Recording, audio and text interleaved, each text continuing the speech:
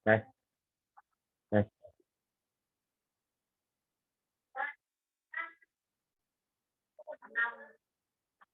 Oke, oke. Assalamualaikum warahmatullahi wabarakatuh. Selamat malam semuanya. Perkenalkan, nama aku Rizal. Aku dari Fakultas Pertanian, Prodi Agribisnis tahun 2017. Nah, di sini aku akan mempresentasikan hasil tulisan aku yang berjudul Angka Harapan Hidup Kota Medan mulai dari tahun 2010 sampai tahun 2020. Oke, saya jelaskan di sini. Angka harapan hidup ialah yang dijadikan indikator dalam pengukuran kesehatan suatu individu di suatu daerah. Nah, angka harapan hidup adalah rata-rata perkiraan banyak tahun yang dapat ditempuh seorang selama hidup. Angka harapan hidup merupakan alat untuk mengevaluasi kinerja pemerintah dalam meningkatkan kesejahteraan penduduk pada umumnya dan meningkatkan derajat kesehatan pada umumnya. Angka harapan hidup yang rendah di suatu daerah harus diikuti dengan program pengembangan kesehatan dan program sosial lainnya, termasuk kesehatan lingkungan, kecukupan gizi, dan kalori.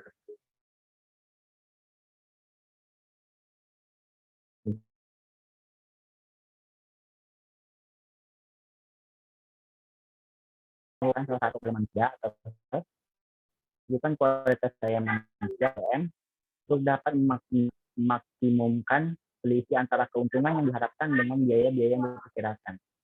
Maka strategi optimal bagi seseorang adalah berusaha menyelesaikan pendidikan setinggi mungkin. Investasi dalam model manusia akan terlihat lebih tinggi manfaatnya apabila kita bandingkan antara total biaya pendidikan yang dikeluarkan selama menjalani pendidikan terhadap pendapatan yang nantinya akan diperoleh ketika mereka sudah bekerja. Rata-rata lama sekolah mengindikasi makin tinggi pendidikan formal yang dicapai oleh masyarakat suatu daerah. Semakin tinggi rata-rata lama sekolah berarti semakin tinggi jenjang pendidikan yang dijalani. Rata-rata lama sekolah yaitu rata jumlah tahun yang dihabiskan oleh pendidikan usia 25 tahun ke atas di seluruh jenjang pendidikan formal yang diikuti. Pengeluaran per kapita.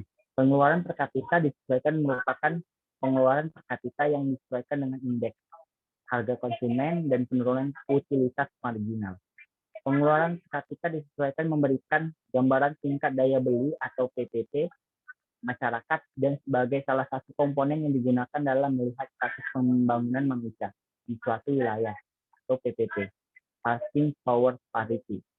UNDP mengukur standar hidup layak menggunakan produk domestik bruto real yang disesuaikan, sedangkan BPS dalam menghitung standar hidup layak menggunakan rata-rata pengeluaran per kapita real yang disesuaikan dengan indeks harga konsumen dan penurunan utilitas marginal yang hidup dengan formula Huntington.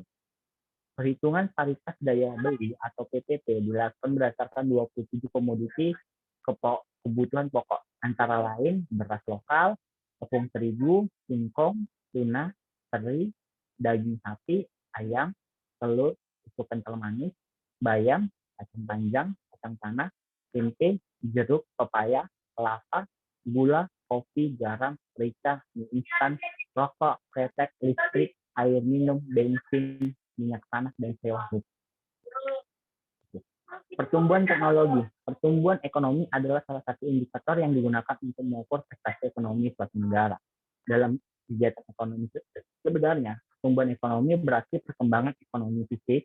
Beberapa perkembangan ekonomi fisik yang terjadi di suatu negara adalah pertumbuhan produk barang dan jasa. Dan perkembangan infrastruktur semua hal tersebut biasanya diukur dari perkembangan pendapatan nasional real yang dicapai suatu negara dalam periode tertentu. 3 faktor pertumbuhan ekonomi. 1. Akumulasi modal. 2. Pertumbuhan penduduk dan angkatan kerja. 3. Kemajuan teknologi. IPM, Indeks Pembangunan Manusia. Indeks Pembangunan Manusia atau IPM adalah indeks pencapaian kemampuan dasar pembangunan manusia yang dibangun melalui pendekatan 3 dimensi dasar, yaitu umum panjang, sehat, pengetahuan, dan kehidupan yang layak. Indeks Pembangunan Manusia dirumuskan pada tahun 1990 oleh UNDP, United Nations Development Programme.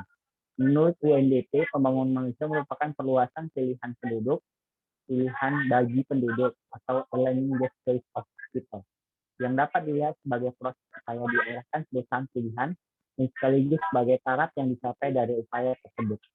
Indeks pembangunan manusia pada dasarnya merupakan sebuah konsep yang menginginkan peningkatan kualitas hidup masyarakat baik secara fisik, mental maupun secara spiritual. Konsep pembangunan manusia harus dibangun dari hal-hal sebagai berikut. 1. Mengutamakan penduduk sebagai pusat perhatian. 2. Bertujuan untuk memperbesar pilihan-pilihan bagi penduduk, bukan hanya untuk meningkatkan pendapatan mereka.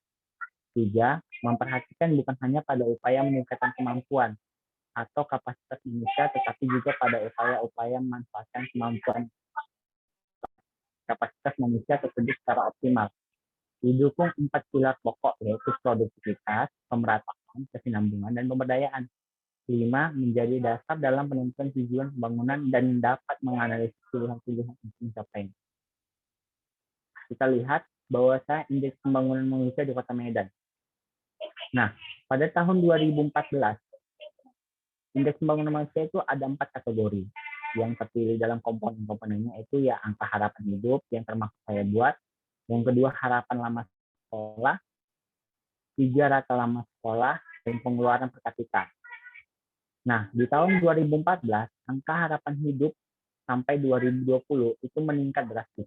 Dimulai dari 72,18% atau umur, sampai di 2020 itu angka harapan hidup meningkat sampai 73,14. Nah, di sini menggambarkan bahwasanya angka harapan hidup di Kota Medan sendiri itu bisa lebih baik daripada sebelum-sebelumnya. Terus di harapan lama sekolah. Di harapan lama sekolah hampir sama juga dengan angka harapan hidup, setiap tahunnya meningkat mulai dari 13,69 sampai dengan 14,78 di tahun 2020. Nah, di rata-rata lama sekolah itu juga terdapat kenaikan dari mulai 10,88 sampai 11,39. Dan juga pengeluaran per kapita. Pengeluaran per kapita setiap tahun naik, meningkat sampai di tahun 2019 itu terjadinya penurunan di tahun 2020, yaitu sebesar dari mulai 2014 meningkat sampai 15,03 di 2019. Nah, di tahun 2020 itu menurun 14,89. Ini mungkin dikarenakan adanya pandemi COVID-19, makanya pengeluaran per kapita menurun. Nah, tapi tidak memungkiri untuk indeks pembangunan manusia di Kota Medan, termasuknya di angka harapan hidup, seluruh kesejahteraan di Kota Medan dibilang layak untuk layak baik atau baik di Kota Medan. Kenapa? Karena angka harapan hidup dan lama sekolah mendukung bahwasannya kesejahteraan di Kota Medan itu baik. Sekian dari saya. Ada lebih dan kurang saya mohon maaf. Wassalamualaikum warahmatullahi wabarakatuh. Terima kasih.